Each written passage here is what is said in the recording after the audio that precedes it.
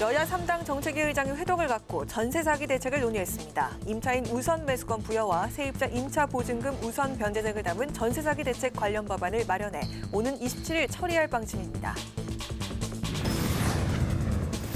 국민의힘과 정부는 마약 근절을 위한 대책을 협의했습니다. 청소년에게 마약을 공급한 자는 구속수사를 원칙으로 하고 양형 기준도 강화하는 등 종합적인 마약 근절 대책을 마련할 계획입니다. 민주당은 윤석열 대통령을 향해 외교적으로 국익을 훼손하는 우크라이나 무기 지원 발언을 철회하라고 압박했습니다. 한편 송영길 전 대표는 내일 파리에서 돈봉투 사건 관련 기자회견을 엽니다. 청년 정치인의 시각으로 이슈를 분석해보는 청년맞수.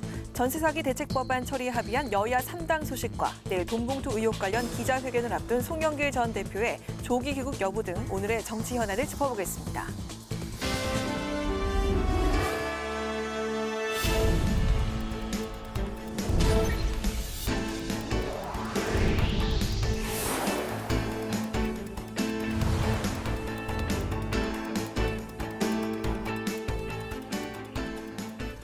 여러분 안녕하십니까? 4월 21일 금요일 국회 라이브 6 시작하겠습니다.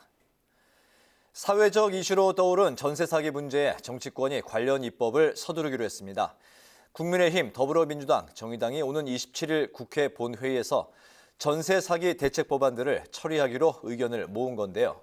임차인에게 우선 매수권을 부여하고 지방세보다 세입자 임차 보증금을 우선 변제하는 방안 등을 담은 법안이 처리될 것으로 보입니다. 장정영 기자가 보도합니다.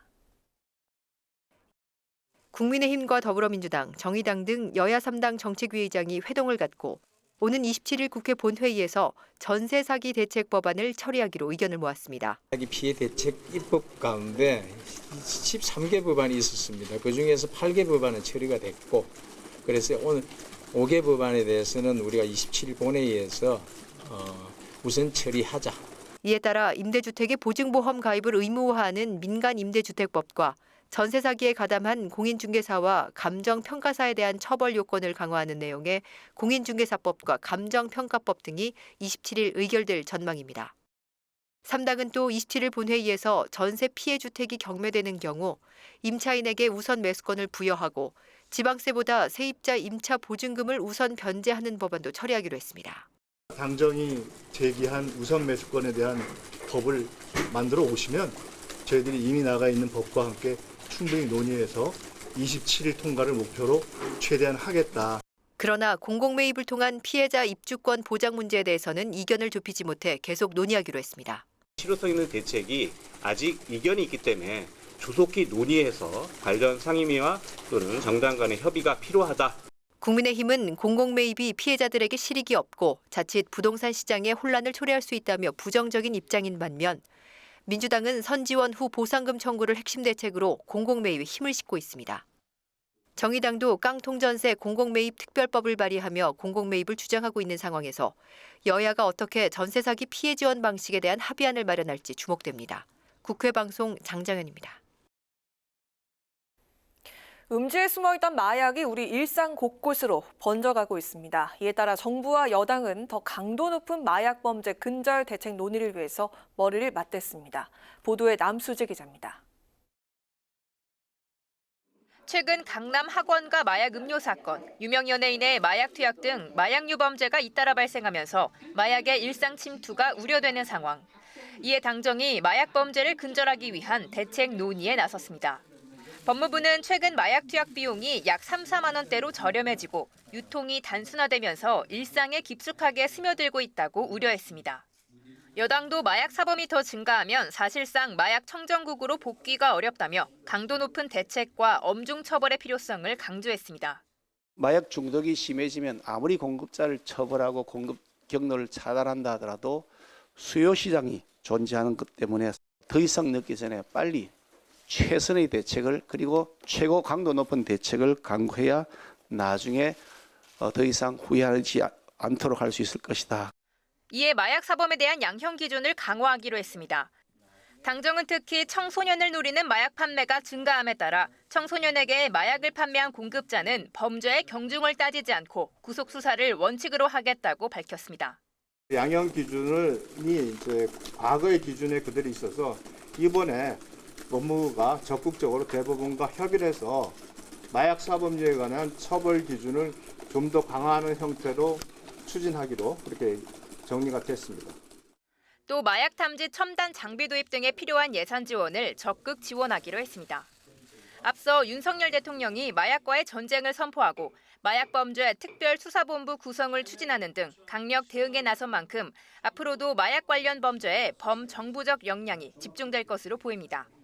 국회 방송 남수지입니다.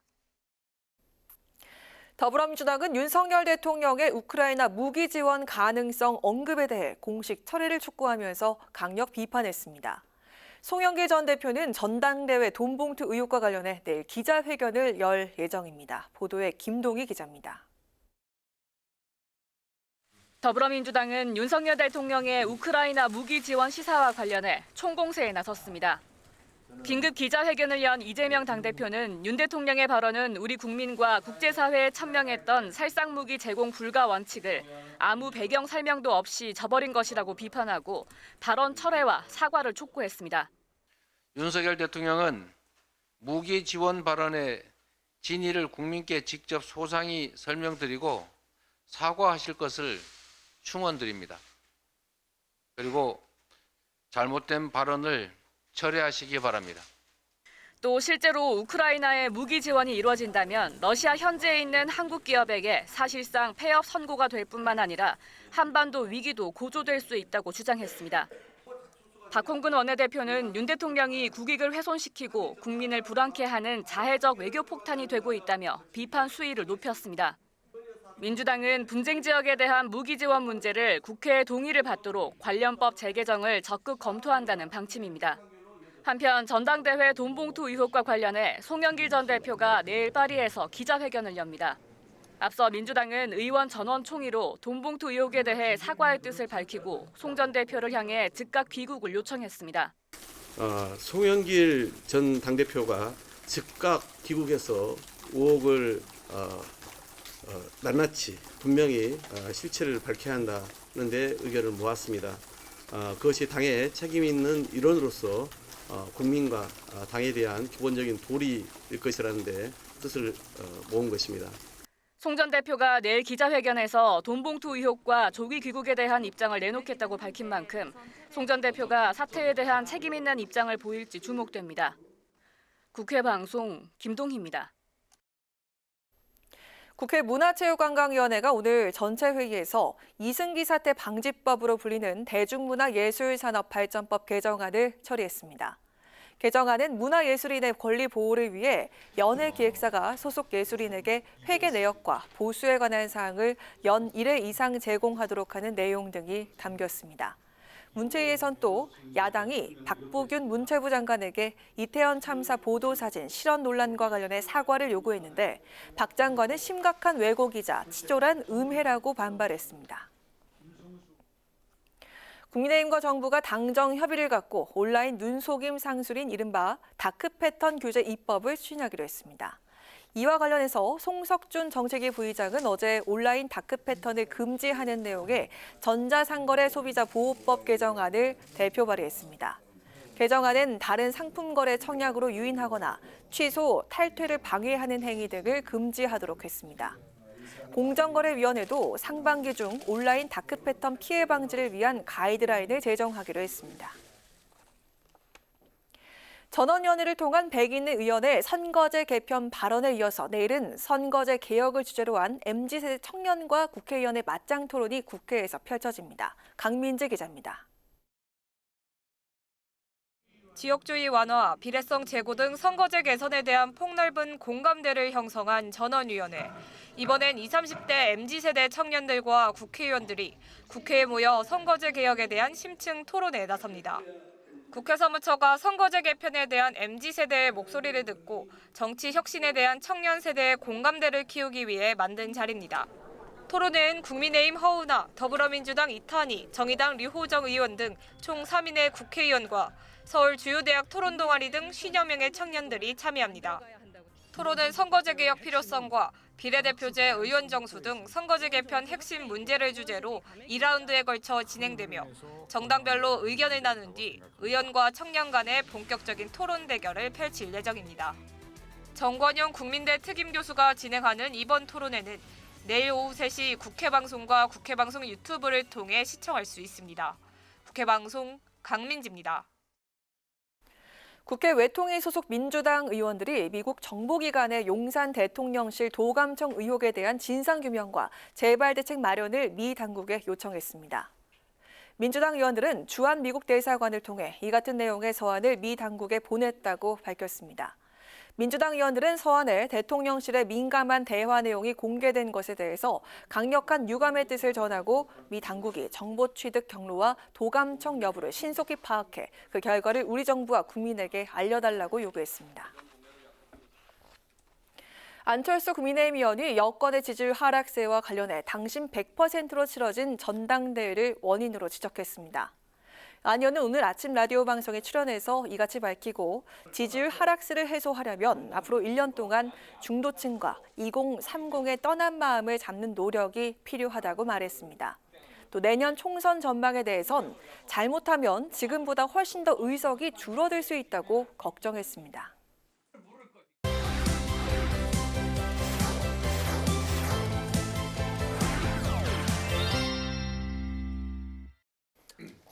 네, 한 주간 있었던 정치 이슈를 콕콕 집어서 정리해드리는 순서 주간 이슈픽 코너입니다. 김지수 아나운서 나와 있습니다.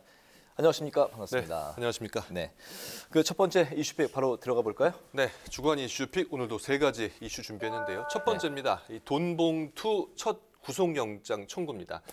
네, 구속영장이 청구가 됐군요. 네, 지난주에 이제 민주당의 그 전당대회 당시 돈봉투 의혹이 이제 밝혀지면서 파장이 컸는데 네. 핵심 인물인 강래구 감사에 대해서 지금 구속영장이 청구가 된 상태입니다. 네, 강 감사에 대한 구속영장 청구 소식을 말씀하셨는데 그 상당히 그 신속하게 이루어진 것 같아요. 그렇습니다. 검찰이 강 감사에 대한 2번의 조사를 마친 뒤에 곧바로 영장을 청구한 건데요. 이 강 감사는 지난 2021년 당시 민주당 전당대회에서 전달된 9,400만 원 중 이 8천만 원을 조달하고 나머지 금액을 전달하는데도 관여한 혐의를 받고 있습니다. 네. 그 이재명 대표가 이제 월요일에 이제 공식 그 사과한 데 이어서 송영길 전 대표에 대한 그 귀국 압박이 민주당 당 안에서도 좀 많이 그 지금 거센 상황이죠? 그렇습니다. 말씀하신 대로 이재명 대표가 사과를 했고 또 120여 명의 민주당 의원들이 의원총회에서 다시 한번 돈봉투 의혹에 대해서 사과를 했고요. 송영길 전 대표에 대해서 이 거듭 조기에 귀국할 것을 요청했습니다. 다만 송 전 대표가 그동안은 이제 22일, 그러니까 내일이죠. 내일 기자회견을 열겠다 이런 입장만 되풀이했었는데요. 당 안팎에서 비판이 일어나자 22일 예고했던 프랑스 파리에서의 기자회견을 마치고 바로 귀국할 것으로 전해지고 있습니다. 송 전 대표의 기자회견은 우리 시간으로 내일 밤 11시쯤 될 것으로 보입니다. 네, 국민의힘은 이번 사태에 이재명 대표의 그 연루 가능성까지 이제 제기하고 있는 상황이라 민주당으로서는 지금 상당히 좀 곤욕스러운 상황이에요. 그렇습니다. 국민의힘은 이심 송심, 즉 이재명의 마음이 곧 송영길의 마음이라며 이재명 대표 책임론을 제기했는데요. 이 대표가 이 송 전 대표의 지역구를 이어받는 과정에서 거래나 또 흥정이 있었는지 밝혀내야 한다. 그리고 이번 돈봉투 사건 스폰서의 자녀가 이재명 당시 이 대선 후보 캠프에 들어갔다는 의혹도 제기했습니다. 어쨌든 민주당은 내일 송영길 전 대표의 기자회견을 지켜본 뒤에 앞으로 송 전 대표의 거취 여부나 또 돈봉투 관련 의원들에 대한 후속 조치 그리고 검찰의 수사 상황 등 이런 여러 가지 변수를 지켜보면서 대응해야 하는 어려움에 처하게 됐습니다. 네, 기자회견이 우리 시간으로 내일 밤 11시라고요. 예, 한 그 정도쯤 될 것으로 예상을 바로 이제 하고 또 있습니다. 속보가 이제 뜰 것 같은데 지켜보기로 하고 그 두 번째 이슈픽 보죠. 어떤 내용입니까? 네, 두 번째 이슈픽. 조폭보다 무서운 전세 사기범입니다. 네. 전세 사기 지금 신고가 늘고 있고요. 또 피해자들의 극단적 선택도 계속되고 있어서 이 정부와 여야 모두 피해 대책을 고심하고 있는 그런 상황입니다. 네, 사회적으로 정말 굉장히 큰 문제인데 이번 주에도 그 지금 전세 사기가 전국 곳곳에서 적발됐다는 보도가 이어지고 있죠. 네, 처음에 이제 뭐 인천, 강서 이쪽에서 터졌다가 지금 전국으로 확산이 되는 모양새인데요. 네. 경기 화성 동탄 신도시 일대 오피스텔 250여 채를 소유한 임대인이 파산하면서 세입자들이 전세금을 돌려받지 못하게 됐다는 신고가 있었고요. 또 동탄의 또 다른 데서는 이제 43채의 오피스텔을 가진 인물이 지난 2월 말에 파산 신청을 한 것으로 드러나 피해자들이 대응할 예정이고요. 경기도 구리에서도 올해 2월부터 보증금을 못 받고 있다는 피해가 접수됐는데 입건된 피의자만 20여 명입니다. 또 부산에서도 빌라와 오피스텔 90채를 소유하고 있던 부부가 계약 만료를 앞두고 잠적을 해서 피해 신고가 있었습니다. 네, 화성동탄, 구리, 거기에 이제 부산까지 정말 불길처럼 이게 굉장히 빠르게 확산되고 있는 그 모양인데 네. 전세 사기의 그 유형 어떤 것들이 있나요? 네, 저희가 이것을 한번 짚어봐야 되는데요. 이 대표적인 것이 깡통 전세입니다. 깡통 전세는 뭐 시청자분들 많이 들으셨을 텐데 이 전세값이 매매값과 비슷하거나 아니면 오히려 전세값이 더 높아서 만약에 문제가 생겨서 경매에 넘어가면은 네. 오히려 이제 보증금의 상당 부분을 돌려받지 못하게 되는 것. 이것이 깡통 전세고요. 네. 대리인의 이중 계약이 또 있습니다. 이중 계약. 대리인이 예를 들어서 세입자에게는 뭐 전세 계약을 하고 뭐 보증금 3억의 전세 계약을 하고 집주인에게는 이제 월세 뭐 예를 들어 3천에 뭐 100만 원 이렇게 계약을 이중으로 한 다음에 이 네. 전세 보증금을 가로채는 거죠. 이런 경우가 이제 중간에서 사기를 치는 거네요. 그렇죠. 대리인이 사기를 치는 네. 겁니다. 또 집 하나를 여러 세입자와 계약하는 중복 계약이 또 있는데요. 네. 이 경우는 집주인과 공인중개사가 함께 사기를 치는 그런 경우라고 볼 수 있겠습니다. 네. 전세 사기 그 대책과 관련해서 이제 국토위 전체 회의가 이제 열렸는데 전세 사기 원인을 놓고도 뭐 또 공방이 이어졌다고요? 네, 어제 열린 국토위 전체 회의, 뭐 여야 모두 이 전세 사기 대책을 마련하는 데는 당연히 이제 공감대를 이루었는데요. 다만 야당과 국토부 장관이 원인과 해법을 두고 엇갈리는 입장을 보였습니다. 민주당은 새 정부가 출범한 지 1년이 됐는데 전 정부 탓을 하는 것은 무책임하다. 이 부동산에 대해서 자신이 없으면 다시 민주당의 정권을 돌려달라고 질타를 했습니다. 이에 원희룡 국토부 장관은 전세 사기의 원인이 지난 정부에서 했던 무리한 입법과 또 보증금에 대한 무제한 대출이다 이렇게 밝히면서요. 이런 부분이 사기꾼에게 먹잇감을 던져준 것이다. 대책이 없이 방치된 후 2년이 지나서 터진 것이라고 맞섰고요. 또 야당에서는 전세 사기 주택을 공공 매입하는 방안도 제시가 됐지만 원 장관은 이 할인을 하면은 피해자들이 수용을 안 하고 또 비싸게 사려면은 납세자들이 동의를 안 할 것이라며 부정적인 입장을 밝혔습니다. 네, 정부 여당의 그 대책도 같이 볼까요? 네, 어제 오전에 국민의힘과 정부 이 당정 협의회를 열었는데 전세 사기 주택을 경매할 때 피해자에게 우선 매수권을 주는 것을 검토를 했습니다. 네. 저희 뭐 앞서 첫 번째 리포트에서도 보셨지만 이 안에 대해서 여야가 27일 본회의에서 관련 법안을 처리하기로 합의를 한 상태입니다. 네. 우선 매수권이 이제 무엇인지 보면요. 경매 과정에서 제3자가 부른 최종 낙찰 가격, 이 낙찰 가격에 피해자가 집을 매수할 수 있는 그런 자격을 주자는 것인데요. 네. 하지만 우선 매수권을 갖는다 해도 이것이 어떤 실효성인 해법이 될지는 좀 미지수인데요. 네. 왜냐하면 경매 입찰자가 많으면은 이제 가격이 점점 올라가지 않겠습니까? 이제 그런 부작용이 있고요. 또 보증금을 돌려받지 못한 상황인데 경락 대출, 그러니까 경매 낙찰 대출을 또 받아야 되는데 과연 지금 보증금을 돌려받지 못한 상황에서 대출까지 받을 여력이 있겠느냐? 그러니까 돈이 없는데 그 우선적으로 살 수 있는 그 권리를 준다고 한들 이게 무슨 실효성이 있겠냐? 그 얘기군요. 그렇죠. 약간 그런 이제 비판이 있기 때문에 어떤 네. 뚜렷한 해결책이 되는 것은 쉽지 않다. 그래서 뭐 추가적인 또 어떤 대책들이 나와야 되지 않겠냐는 그런 비판도 있는데요. 네. 이런 가운데 경찰은 이 건축왕 A 씨와 공범들에 대해서 범죄단체 조직죄를 적용하는 방안을 검토하고 있습니다. 왜냐하면 이 사기죄 같은 것은 좀 형량이 낮기 때문에 이 형법에서 보면 114조를 보면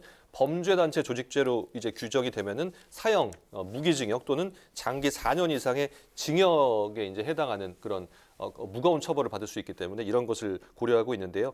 예를 들어 징역 42년을 선고받은 그 N번방 조주빈 사건을 보면 대법원이 범죄단체 조직죄를 인정한 바가 있습니다. 그렇군요. 네. 마지막인가요? 세 번째 이슈픽 살펴볼까요? 네, 세 번째 이슈픽입니다. 제3지대 부활입니다. 네, 정치권 소식이군요. 네, 이제 선거가 1년 앞으로 다가오지 않았습니까? 총선이 1년도 안 남았는데 신당 창당 얘기가 나오고 있는 그런 상황입니다. 네, 그 금태섭 전 의원 그리고 이제 김종인 전 국민의힘 그 비대위원장이 이제 포럼을 열면서 새로운 새를 좀 규합해보자. 뭐 이런 이제 분위기를 띄운 것 같아요. 네, 맞습니다. 금태섭 전 의원이 수도권을 중심으로 총선에서 30석 이상, 30석 정도 가져갈 수 있는 정당이 나타난다면 뭐 새로운 길을 모색할 수 있지 않겠냐 이렇게 밝혔고요. 네. 김종인 전 비대위원장도 옆에서 좀 도와줄 수 있는 능력이 있으면 도와주려고 하는 생각만 좀 가지고 있다. 이렇게 힘을 실은 상태입니다. 네. 그동안 사실 뭐 선거 때가 되면 선거를 한 1년 정도 이제 좀 선거가 이제 가까이 임박했을 때 제3지대론이 좀 뭐 빈번하게 나오긴 했던 것 같습니다. 근데 성공 사례가 이제 쉽게 찾아보기 어려운 경우가 있는데 신당을 만드는 경우 꽤 있었죠. 그렇습니다. 뭐 말씀하신 대로 성공 사례가 많지는 않은데요. 네. 예를 들어서 뭐 1995년 15대 총선에서 자유민주연합, 자민련이 네. 지지 기반인 충청은 물론 뭐 대구 경북에서도 선전을 하면서 50석을 차지해서 캐스팅 보트를 쥔 적이 있었고요. 네. 뭐 가깝게는 이제 2016년 20대 총선에서 안철수 의원을 중심으로 한 국민의당이 창당 3개월 만에 38석을 차지하는 이변이 있었습니다. 뭐 하지만 말씀하신 대로 성공하지 못하고 뭐 대체로는 이제 흡수되거나 그냥 없어지는 경우가 많았는데요. 김동연 경기지사의 새로운 물결, 문국현의 창조한국당, 이인재의 국민신당 등 뭐 이슈는 됐지만 대부분 말씀드린 대로 흡수되거나 소멸되면서 어떤 양당 구도의 정치 형태를 깨는 데는 실패했다고 볼 수 있는데요. 이번에는 또 이 제3지대의 신당 창당이 어떻게 될지 지켜봐야겠습니다. 네, 제3지대 신당 창당과 관련해서는 오늘 청년 마수의 또 청년 정치인들과 함께 어떤 생각들을 갖고 있는지 또 자세히 또 이야기를 나눠보도록 하겠습니다. 네. 오늘 주간 이슈픽 여기까지 듣겠습니다. 김지수 아나운서 수고했습니다. 네, 고맙습니다.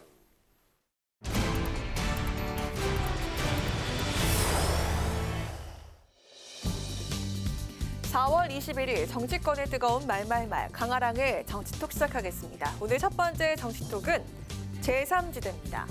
국민의당을 창당한 바 있던 안철수 의원, 최근 금태섭 전 의원 등이 중심이 된 제3지대 신당 창당에 대해서 의견을 밝혔습니다.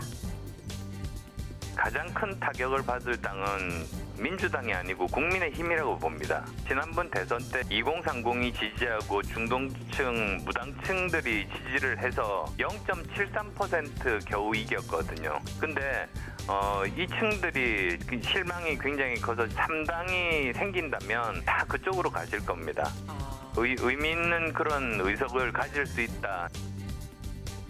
여야에 대한 국민 피로도가 높아지면서 무당층 비율이 지난 대선 이후 최다인 31%를 기록한 것으로 나타난 만큼 제3지대에 대한 가능성에 더욱 무게가 실리는 상황. 그렇다면 금태섭 전 의원과 함께 제3지대를 열 것으로 기대됐던 이준석 전 대표는 어떤 입장일까요? 신당이나 이런 행보들 아직까지 고민해 본 적 없습니다. 그럼 저는 하루 빨리 국민의힘이 정상화돼가지고 저 정신 못 차리는 반란군들을 빨리 제압하고 싶은 생각밖에 없습니다. 저는 누군지 찾아오면 얘기할 수 있는데 이준석 대표도 충분히 그럴 수 있다고 반란군을 제압하고 뭐 이런 말씀하셨는데 그래서 국민의힘의 반란군을 제압하고 몇 석 더하면 무슨 의미가 있을까? 최근 초유의 리스크에 직면한 거대 양당, 새로운 대안 세력에 대한 여론의 갈증이 여야에겐 또 다른 위기일 수밖에 없는데요. 정치적 서비스의 고품질 경쟁을 안 벌이고 그냥 적대적 공생을 통해서 서로 권력 싸움만 하고 있는 거거든요. 그래서 이제 저는 제3, 제4, 제5의 정치 세력들이 막 등장해서 좀 두 당한테도 자극을 주고 두 당을 퇴출시킬 수 있는 정도의 위력을 발휘할 수 있었으면 좋겠다. 유력한 대선 후보와 창당 자금 그리고 선거제도 개편이란 필수 요소가 갖춰져야 하는 제3지대 신당 창당. 총선을 1년 앞두고 정계 개편의 바람이 거세게 불게 될지 귀추가 주목됩니다. 이어서 두 번째 정치톡은 4인 4색입니다. 민주당의 차기 원내대표 선거가 오는 28일 김두관, 박광온, 박범계, 홍익표 의원의 4파전으로 치러집니다. 네, 후보들의 성향을 따져보자면 박범계 의원과 김두관 의원이 친명계로 색채가 강하고요.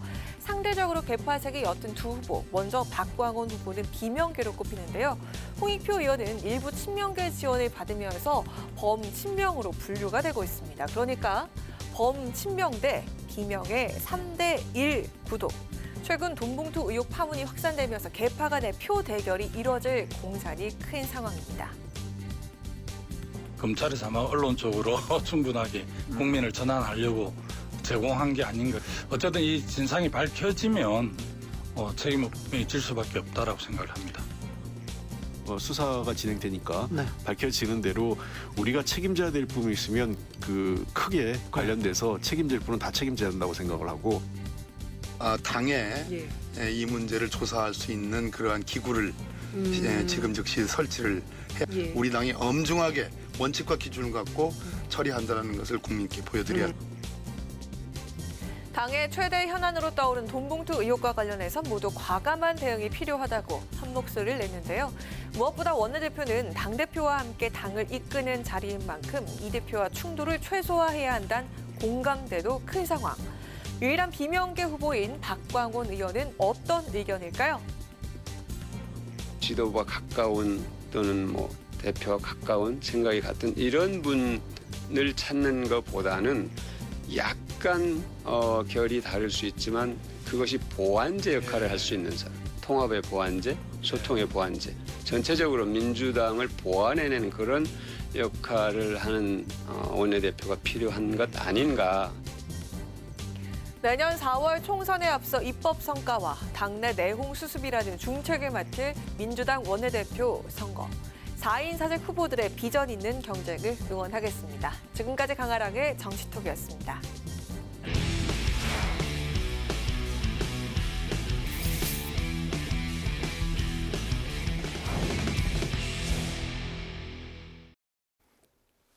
네, 이번엔 청년 정치인의 시각으로 정치권 이슈를 분석하고 토론해보는 국회 라이브6 청년 맞수. 오늘도 권지웅 더불어민주당 전 비대위원, 문성호 국민의힘 전 대변인 나오셨습니다. 어서 오십시오. 반갑습니다. 안녕하세요. 네, 문성호 대변인은 지난번까지 이제 대변인을 소개했는데 이제 전 대변인으로 그렇습니다. 소개를 하게 됐네요. 여야가 최근 확산되고 있는 전세 사기 피해 대책 마련에 힘을 모으고 있는 상황인데 국민의힘 박대출, 더불어민주당 김민석, 정의당 김용신 정책위 의장이 오늘 오전 국회에서 관련 대책 법안을 논의를 했습니다. 여야 정책위 의장들이 이제 공감대를 이루고 합의한 법안이 이제 있다면 어떤 것인지, 그리고 이제 관련해서 그게 과연 실효성을 전망해 본다면 어떻게 바라볼 수 있을까요? 일단은 지금 특별법이 원래 올라와 있었습니다. 그거 개요를 좀 이야기해 드리면 그 전세 사기 피해자의 피해 주택을 매입하거나 공공이 혹은 아니면 전세 사기 피해자의 채권, 그러니까 보증금을 돌려받기로 약속받았던 그 채권을 공공이 매입하거나, 그리고 세 번째가 그런 게 안 되더라도 거기 그 주택이 경매를 넘어갈 시 낙찰이 되면 그 낙찰 가격에 임차인이 먼저 살 수 있도록 하는 이 세 가지가 특별법의 골조였습니다. 근데 그중에서 지금 보도된 것을 보면 일단은 경매 우선권을 주겠다. 그러니까 매수 우선권. 경매 시 매수할 수 있는 권한을 주겠다라고 한 거고, 이거는 실효적인 역할을 할 겁니다. 어떤 부분이냐면, 그러니까 그 경매가 되었을 때 다른 사람들이 낙찰받아 가게 되면 그 다음에 잔금을 치르고 나면 어떤 시기가 되면 쫓겨나야 돼요. 근데 보증금도 돌려받지 못했는데 그 집에서 나가야 되는 거잖아요. 그래서 주거 불안이 되게 극심하게 생기게 되는데 그것을 완화해 줄 수 있는 거라 우선 매수권을 부여하겠다고 하는 건 저는 잘한 일이고 도움이 될 거라고 보고요. 근데 원래 이제 심상정 의원과 조호섭 민주당 의원이 제시했던 특별법에 속하지 않았던 우선 변제가 여기에 포함돼 있어요. 그게 뭐냐면, 그러니까 사기꾼이 자기가 이제 임대 사업을 하다가 내기로 했던 세금이 있었을 거지 않습니까? 그걸 이제 안 내고 그냥 도망쳐 버리면 그 세금을 그 주택이 주택이 팔리게 되면 거기에서 원래 제하게 됩니다. 그러니까 그만큼 임차인들이 보증금을 못 돌려받게 되는 건데요. 그렇게 하지 않고 우선 임차인들의 보증금을 먼저 돌려주고 만약에 남는 돈이 있으면 세금을 가져가겠다고 한 거예요. 이건 역시 피해자들의 피해를 되게 줄여줄 수 있는 실효적인 조치입니다. 그래서 일단 합의한 내용들은 임차인들에게, 그러니까 피해를 입은 임차인들에게 도움되는 법안이고요. 근데 제가 오늘 들어오기 전에 보니까 원희룡 장관께서 그러니까 공공이 가지고 있는 자원으로 피해자들이 피해를 겪고 있는 주택을 매입하겠다고 말하셨더라고요.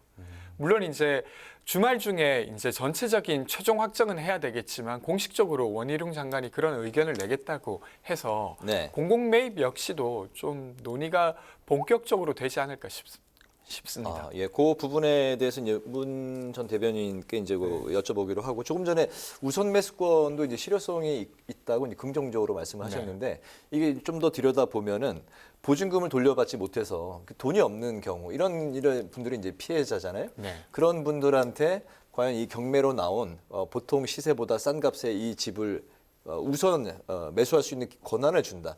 이게 돈이 없는데 이게 실효성이 있을까요?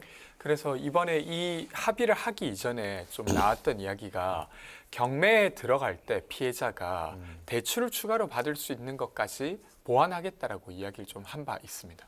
네, 그 부분은 조금 더 보완할 수 있는 대책이 좀 나와야 될 것 같습니다. 27일 이제 본회의에서 이게 이제 그 법안은 좀 처리될 걸로 예상이 되고 있는데. 특별법 형태의 법안을 발의할지 이제 입법을 이제 하는 데는 공감대가 형성이 된 것 같은데 공공 매입 그 특별법 방금 이제 우리 권지웅 위원이 원희룡 국토부 장관도 공공 매입에 대해서 이제 긍정적으로 검토하고 있다는 게 말씀하셨는데 어쨌든 현재까지 봐서는 여야 간의 견해차가 있는 게 이제 그 상황인데 이 부분은 어떻게 바라보고 있습니까? 실제로 전세 사기 피해자들을 도와야 된다는 것에서는 지금 여야가 공감대를 가지고 있고요. 뭐 제 개인적으로 봐도 이 사기라는 것이 본인이 조심해서 피할 수 있는 사기가 있고 그렇지 않은 종류가 있는데 전세 사기 수법 같은 경우는 사실 개인이 조심한다고 피하기 좀 어려운 사례들도 많기 때문에 국가가 나서서 지원을 해주는 거에 대해서는 공감대를 형성을 하고 있습니다만은 지금 조금 이견이 있는 부분이 어떤 것이냐면 앞서 나왔던 이런 뭐 우선 변제라거나 아니면 뭐 공공 매입이라는 게 결국 국가 예산으로 진행이 되는 부분입니다. 본인이 원래대로 해서 국가가 받았어야 될 세금을 일정 부분 포기하는 거거나 아니면 국가의 재원으로 우선적으로 매입을 해서 진행을 하는 것이기 때문에 그렇다면은 이 부분이 만약에 이제 법안이 만약 통과가 되어서 그런 제도가 자리 잡게 되면 그런데 기존의 전세 사기를 막는 제도는 추가적으로 입법되지 못하고 이대로만 간다면 결국에는 이 전세 사기범들의 피해를 입는 주체가 그냥 일반 시민 피해자에서 그냥 국가 정부 예산으로 바뀌는 것뿐이거든요. 그러니까 이런 부분에 대해서 이 법안을 좀 한시적으로 해서 지금 우선은 피해를 분들을 좀 돕되 차후에는 이런 부분에 있어서 사기 범죄 자체가 일어나는 걸 막는 쪽으로 가야 되는 것이 더 근본적인 것 아니냐 뭐 이런 의견이 조금 있어서 아니면 이것을 좀 영구적으로 비슷한 사례가 있을 때마다 공공의 어떤 예산으로 지원을 할 것이냐 이 부분에 조금 이견이 있는 것 같습니다. 네, 확산 일로에 있고 전세 사기에 대한 부분들이 지금 기승을 부리고 있는 상황에서 실효성 있는 정말 그 피해자들에게 도움이 되는 그 대책들이 빨리 나오기를 바라겠습니다. 이번에 그 여야 상황을 살펴보겠습니다. 민주당이 의원총회를 열고 돈봉투 의혹에 대해서 대국민 사과와 함께 송 전 대표의 조기 귀국을 다시 한번 강력히 요구를 한 상황인데 원래 그 송 전 대표는 귀국에 대해서 좀 완곡하게 애둘러서 좀 거부하는 게 아니냐 이런 이제 추측들이 나왔는데 만약에 조기 귀국으로 입장을 바꿨다면 선회한 배경 좀 어떻게 볼 수 있을까요? 그러니까 사실 송 대표께서도 사실은 귀국하지 않겠다 이렇게 말하진 않았어요. 근데 다만 이정근 씨와의 어떤 이정근 씨 게이트가 나랑은 상관없다 이렇게 말을 한 게 있었죠. 그러다 보니까 본인의 어떤 연결성을 부인하는 거 아니냐라고 생각할 수 있었는데 어쨌든 입장이 좀 바뀐 건 맞습니다. 아직 조기 귀국하겠다고 말한 건 아니지만 분위기가 좀 바뀌었는데 그 구체적인 이유가 무엇인지는 알 수 없으나 이 사안이 계속 한 언론사에서 녹취가 드러나면서는 점점 더 큰 사안이라고 당에서도 여기게 된 것 같습니다. 그래서 이재명 대표께서 전화하신 것뿐만 아니라 더불어민주당 초선 모임에서도 공식적으로 와야 된다라고 말하기도 하고 그 초선 모임에서는 아예 당내 진상조사 기구를 만들어서 수사권은 없지만 할 수 있는 걸 해야 된다라고까지 이야기를 하고 있었어요. 그러다 보니까 어쨌건 대표였던 송영길 전 대표께서 부담을 느끼신 게 아닌가 싶습니다. 어쨌든 그 자체 진상조사에 대한 거는 좀 현재로서는 안 하는 걸로 검찰 수사를 일단 지켜보겠다는 입장인 것 같은데 내일 우리 시간으로 11시쯤 이제 기자회견을 할 거로 지금 이제 나와 있는데 어떤 내용이 나올 것 같으세요? 어떤 수위까지? 그러니까 뭐 어떤 내용 나올지 저 모르죠.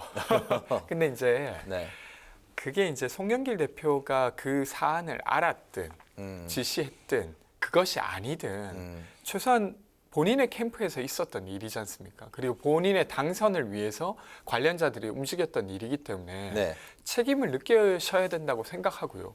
거기에 대한 어떤 법적인 책임이야 사실관계가 드러난 다음에 조치할 수 있는 것이지만 최소한 이런 의혹을 얼른 밝힐 수 있도록 노력하는 건 저는 필요하다고 생각해요. 그래서 조기 귀국 의사를 밝히고 얼른 들어오시는 게 맞지 않을까 싶습니다. 알겠습니다. 뭐 좀 지켜봐야 될 것 같고 또 어제 있었던 그 민주당 그 의원총회에서는 당 지도부가 이제 자체 조사를 이제 포기한 게 좀 잘못된 거 아니냐 이런 이제 자체 반성의 이야기가 나왔던 것 같고 또 제명 탈당에 대한 이야기는 좀 언급이 없었던 걸로 전해지고 있습니다.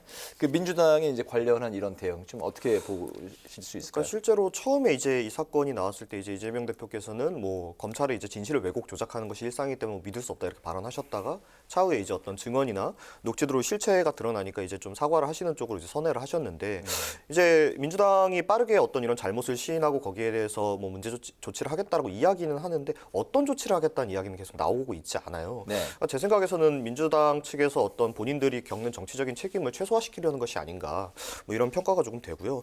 다만 지금 이제 실제로 송영길 전 대표 같은 경우에는 녹취록에서 내용이 동장하는 것을 보면은 저는 사실 이 범죄 혐의들에 있어서 상당히 진실된 부분까지 좀 접근이 되어 있다고 생각을 합니다. 네. 그러니까 거기에 대해서는 뭐 직접적인 책임을 지셔야 되는 위치라고 생각을 하고요. 뭐 추가적으로는 이제 뭐 송영길 전 대표에 대해서 송영길 전 대표가 정치 자금이 뭐 어디서 나온다 이런 얘기가 사실 여의도에서 소문이 굉장히 많았어요.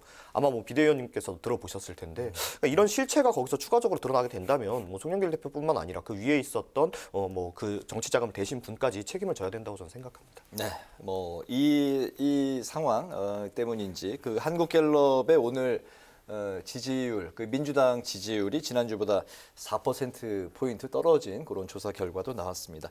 자, 이제 국민의힘 상황으로 가보겠습니다. 김재원 최고위원에 이어서 설화 논란을 빚은 태영호 최고위원이 어제 지도부 회의 불참을 했는데요. 그 9명으로 구성된 최고위원회의에 이제 2명의 최고위원이 이제 불참한 상황. 국민의힘 지도부 상황을 이제 두 분 어떻게 바라보고 계신지 뭐 그 국민의힘 내부를 더 잘 아시는. 예.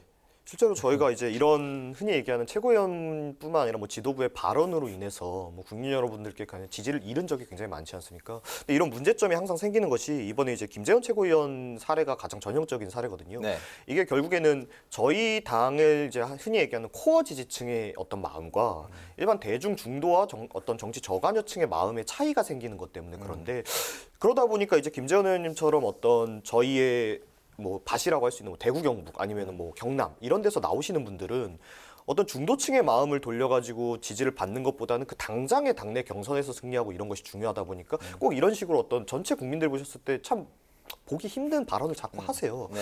그러니까 이런 걸 결국에 막고자 하시는 분들은 막상 이런 발언으로 깎이는 지지율 때문에 본인들의 어떤 당내 입지가 떨어지고요. 왜냐하면 본인 지역구에서는 네. 이렇게 되면 승리를 하기가 어려워지기 때문에.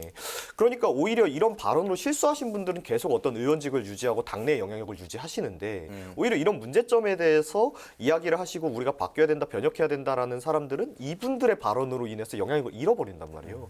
그러니까 이런 구조적인 문제가 있는 것이기 때문에 저는 앞으로도 이런 것이 반복될 가능성이 충분히 있다고 생각을 하고 그렇기 때문에 저는 이런 공천개혁이 결국에는 핵심적으로 이 문제를 해결할 수 있는 근본적으로 해결할 수 있는 방향이라고 생각을 합니다. 그런데 지금 당내에서 사실 개혁에 대해서 하겠다고만 하지 어떤 개혁의 방향성에 대해서 제대로 이야기하지 못하고 있거든요. 그러니까 지도부가 이런 부분에 대해서 책임을 많이 느끼시고 또 방안을 내주셨으면 좋겠다고 말씀드리겠습니다. 중앙윤리위원회가 이제 다 이제 구성이 조만간 이제 될 걸로 이제 알려졌고. 국민의힘 지지율도 역시 뭐 지지부진하기는 마찬가지입니다. 좀 하락해 있는 그런 결과들이 나오고 있는 상황인데 그렇다면 그걸 회복하기 위해서는 뭐 징계 여부가 나오고 있는데 어느 정도 좀 수위의 징계가 나오면 진정성이 있다고 받아들일까요, 국민들이? 근데 이제 뭐 징계의 수위도 저는 물론 중요하다고 생각을 합니다만은 지금 이제 문제가 되고 계신 분들이나 아니면 함께하고 계신 지도부분들께서 뭐 작년 때부터 항상 이야기하셨던 게 선당후사 이야기를 많이 하셨어요. 네. 뭐 본인이 일정 부분 억울한 부분이 있더라도 어떤 이런 문제점으로 인해서 뭐 국민들의 성토를 받게 된다면 본인이 당을 위해서 좀 물러서는 모습을 보여야 된다. 근데 이제 본인들이 그런 입장에 지금 처한 상황인 겁니다. 그럼 과연 자기들이 지금까지 타인에게 세워왔던 잣대를 본인들에게도 적용할 수 있을 것인가. 여기서가 저는 진정성이 갈린다고 보기 때문에 뭐 윤리위 징계 이전에 뭐 거취에 대해서 좀 표현을 하셔야 되는 게 좀 맞다고 생각합니다. 네, 내년 공천에 대한 가능성이 좀 이번에 그 징계에 대한 진정성에 대한 잣대가 될 것이다. 어제 그 최병무 그 TV조선 해설위원께서 그렇게 또 말씀을 하셨어요. 현재 그 국민의힘 상황 좀 어떻게 바라보고 있습니까? 일단 내년에 이분들을 공천할 거냐 말 거냐가 국민의힘 지도부가 물론 이분들도 지도부지만 이 사안을 어떻게 다루느냐의 어떤 가림자가 될 텐데 근데 저는 지금 이 국민의힘 지도부가 겪고 있는 이 어려움에 대해서 이것이 어떤 구성원들의 설화라고 부르는 것에 대해서는 저는 잘 동의가 안 돼요. 왜 그러냐면 태영호 의원의 4.3 관련한 발언은 선출되기 이전에도 했던 발언이에요. 그러니까 그게 이미 드러나 있는데 그분을 국민의힘 당원들이 뽑으신 거예요. 그러니까 사실은 태영호 의원 입장에서는 했던 말 계속 하고 있을 뿐인데 지금은 설화라고 공격당하고 있는 거라 잘 이해가 안 되실 것 같고 그리고 김재현 의원 그 최고가 지금 5.18 관련해서 좀 막말을 했다고 이렇게 비판을 받고 있는데 윤석열 대통령이 지명한 진실화해 위원장의 경우에도 5.18에 북한군 개입설을 그러니까 부인할 수 없다 이런 말을 공공연히 하고 있거든요. 그러니까 이런 것들을 보면 사실은 이 두 사람을 통해서 드러나는 거지 국민의힘이 이미 내재하고 있는 내용들이다라는 생각이 하나 들고 그리고 조수진 최고의 경우에도 밥 한 공기 이게 조수진 최고의 아이디어가 아니에요. 민생특위에서 나왔던 아이디어를 어디에서 그냥 본인이 말했을 뿐이거든요. 그런 걸 봤을 때 사실은 이 세 사람을 징계함으로써 어떻게 우리가 뭔가 다른 길을 가겠다라고 보일 게 핵심이 아니라 국민의힘이 지도부가 어떤 생각을 하고 있었던 것에 대한 어떤 좀 근본적인 반성을 하셔야 국민들이 보기에 정말로 변하려고 하는구나 라고 생각하지 않을까 싶습니다. 알겠습니다. 어쨌든 그 책임 있는 자리에 있을수록 그 정제된 단어 그리고 당내, 당 안팎에서도 인정할 수 있는 공감대를 형성할 수 있는 그런 언어를 쓰는 게 좋겠다라는 생각이 최근 이 설화 이야기를 전해드리면서도 많이 들은 생각인데요. 이렇게 이제 여야 모두 각기 리스크로 이제 휘청거리고 있는 상황인데 그런 가운데 제3지대 이야기가 이제 불쑥 튀어나왔습니다. 지난 18일이었죠. 김종인 전 비대위원장 그리고 금태섭 전 의원이 국회 토론회를 개최해서 제3지대 연대 가능성을 시사했습니다. 권지웅 위원이 직접 토론자로도 참석하셨기 때문에 그 현장 분위기 좀 먼저 좀 전해주시죠. 우선 저 그 토론회 갔다 와서 오해를 많이 받고 있는데 여기에 완전 참여 몸을 담근 거 아니냐? 네. 전혀 그렇지 않아요. 아마 김재섭 위원도 그렇고 김창인 위원장도 비슷했을 텐데 저는 이 토론회에 섭외될 때만 해도 김웅 의원이랑 민주당의 박용진 의원이 공동 주최하고 좀 혁신에 대한 이야기를 하는 토론회인데 토론자로 좀 와줄 수 있냐 이렇게 제안받았어요. 그럼 주최자가 좀 와정이 된 건가요? 그렇죠. 중간에. 그래서 저는 그 마지막 날 갈 때까지도 박용진 의원이 빠진다는 이야기를 못 들은 채로 일단은 참석을 했고요. 주최자가 빠졌기 때문에 굉장히 좀 당황하셨겠네요. 그렇죠. 가서. 그래서 약간 그런 부분은 좀 미숙했던 토론회라고 저는 생각하고 근데 여튼 이 자리에서는 제3지대에 대한 어떤 이야기를 하시는 자리였고 금태섭 전 의원은 여기에 대한 의지가 분명해 보였습니다. 그래서 아마도 언론에 밝힌 대로 제3지대를 향해서 가시지 않을까 싶습니다. 어쨌든 전체적인 그 회의 주최자에 대한 그런 에피소드는 있었지만은 전체적인 그 회의 그 포럼의 분위기로 봐서 내년 총선에 어느 정도 영향을 줄 수 있겠다. 좀 예측은 되셨을 것 같은데 어땠습니까? 그러니까 영향을 준다 만다까지는 어떤 분들이 여기에 함께할 건지 아직 확정되지 않았기 때문에 지금 말씀드리기는 어려운데 근데 최소한 여기에서 나눴던 이야기 중에 공감이 갔던 건 지금 양당이 서로를 비난하기에 바쁘지 자신이 가지고 있는 국정 운영에 대한 비전으로 경쟁하는 것은 아니라는 거예요. 민주당에 있으면서도 사실 국힘이 잘못했을 때 그것을 지적하는 데 더 많은 에너지를 쓰는 것을 보면서 사실은 이게 좋은 정치일까 하는 고민이 들거든요. 근데 아마 국민의힘도 마찬가지일 것 같아요. 이재명 대표를 계속 공격함으로써 뭔가 상대적인 이익을 얻는 그러니까 반사 이익의 정치가 팽배해져 있는데 여기에서 사실 국민들은 마음 줄 곳을 두지 못하는 것 같아요. 지금 무당층의 비율을 보면 전체로 봤을 때 대선 전주만 해도 한 14% 정도였어요. 현재 한 한 여론조사 30, 40 정도까지 그러니까 거의 이야기하고 두 배가 있죠. 되었고 20대 같은 경우는 무당층이 50%가 넘지 않습니까? 그러면 뭐 정치로부터 거의 마음이 떠나가 있는데 이것의 이유가 뭐냐라고 했을 때 양당밖에 없기 때문에 그런 거 아니냐라는 지적에는 저는 동의가 되었습니다. 그래서 만약에 어떤 정치적 힘이 있다고 하면 제3지대가 만들어지는 것 자체는 되게 필요한 일이 아닌가 하는 생각은 들었습니다. 무당층이 이제 많이 있기 때문에 또 이제 제3지대 구축 이제 이런 포럼 같은 이제 그런 회의가 또 이제 주제가 됐었겠죠. 그 지난 또 15일 그러니까 이제 사흘 전에 정의당 류호정, 장혜영 의원 등이 이제 꾸린 세 번째 권력 출범식이 또 있었습니다. 역시 이제 내년 총선을 앞두고 또 청년층 이제 MZ 세대의 마음을 잡기 위한 요 포럼이 만들어진 정치 그룹인데 청년 정치인으로서 요 포럼은 좀 어떻게 보셨어요? 근데 저는 이제 여기가 뭔가 새로운 지금 얘기하신 압도적으로 다수를 차지하고 있는 청년층의 무당층을 끌어올 수 있는 모임이 될 거라고 생각하지 않습니다. 왜냐하면은 청년층이 결국 무당층이라는 것은 지금 뭐 거대 양당이나 뭐 원내 정당들이 본인들이 원하는 아젠다나 정책을 제대로 실행하지 못하고 있기 때문에 무당층이 되는 것이거든요. 그렇다면은 뭐 이분들이 추진하시는 정책이나 뭐 이런 아젠다가 옳고 그르고를 떠나서 기존에 없었던 새로운 뭔가가 나와야 이분들의 마음을 움직일 수가 있는 건데 제가 봤을 때는 뭐 이분들이 기존부터 꾸준히 해오셨던 뭐 어떤 소수자 문제에 대한 것이나 뭐 어떤 뭐 약자의 연대 문제 이런 이야기가 결국 주류였단 말이죠. 근데 이런 부분으로 어떤 지지를 어떤 정당에 보낼 분들이라면 이러한 정책들은 사실 우리나라에서 꽤 오래전부터 실행돼 왔기 때문에 새로운 외연이 확장되고 그럴 것 같다고 생각하지는 않습니다. 어떤 새로운 청년 지지층의 외연을 확장하려고 한다고 치면 예를 들면 저희가 이번 국민의힘이 대선 때 청년 외연 확장을 성공했었습니다. 기존까지는 20, 30대 지지를 굉장히 못 받던 정당이다가 남성에 한해서는 뭐 한 72% 그리고 뭐 여성에 한해서도 한 48%에서 50%대 정도까지 지지를 급격하게 끌어올렸었는데요. 그래서 뭐 예를 들면 여가부 폐지와 같이 이 뭐 정책이 옳고 그름을 떠나서 기존의 정당들이 말하지 않았던 새로운 아젠다가 나왔기 때문에 거기에 대한 지지가 왔던 것이거든요. 근데 거기에 대한 것들이 또 흐지부지 되니까 또 썰물같이 지지율이 빠져버리지 않습니까? 결국 청년층을 외연을 확장을 하려면 뭐 기존에 없었던 기성 정치인들이 하지 않았던 아젠다를 좀 발굴해내는 것이 필요하다고 생각하는데 이런 부분에서 조금 약했기 때문에 좀 실현은 좀 어렵지 않을까 이렇게 생각합니다. 알겠습니다. 마지막 이슈로 넘어가 보겠습니다. 윤석열 대통령의 외신 인터뷰를 두고 후폭풍이 이어지고 있습니다. 조건부 우크라이나 무기 지원 언급에 대한 건데 여야 공방이 이제 벌어지고 있습니다. 민주당은 국익 훼손이다 이런 이제 그 비난의 화살을 쏘았고요. 여당은 원칙적인 원론적인 이야기였다 이런 입장입니다.